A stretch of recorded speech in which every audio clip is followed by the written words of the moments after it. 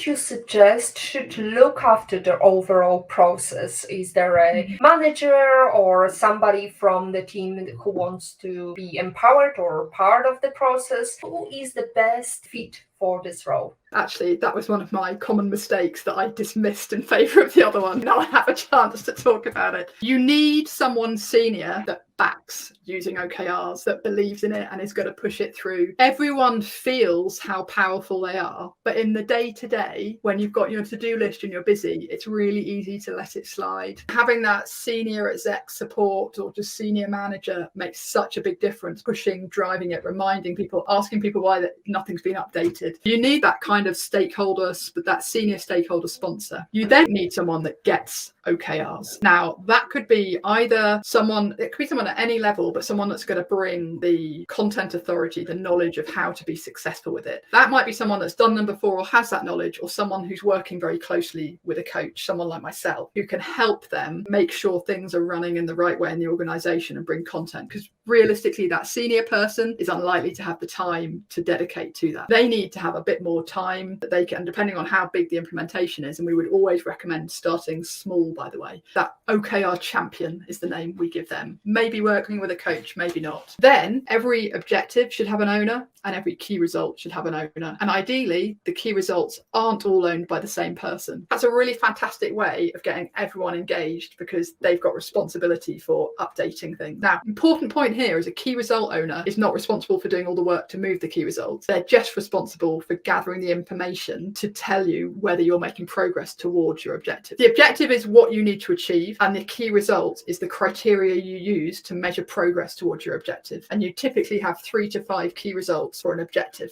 Those key results, you want people, if one person has to do all of that, let's say you've got 5 objectives, most people have 3 to 5, wouldn't recommend more than that. If you had 5 objectives and 5 key results, that's 25 things to be updated every week. That sounds like a lot of work. Divide that across the team, make everyone accountable and responsible. Suddenly it's quite manageable. So that's a really nice structure. So you've got this senior exec sponsor, you've got your OKR champion, maybe working with a coach, someone that owns that objective, who has responsibility for thinking about how work is happening and reflecting on making progress, and then key result owners updating the data so that doesn't become a massive pain for just one person to do.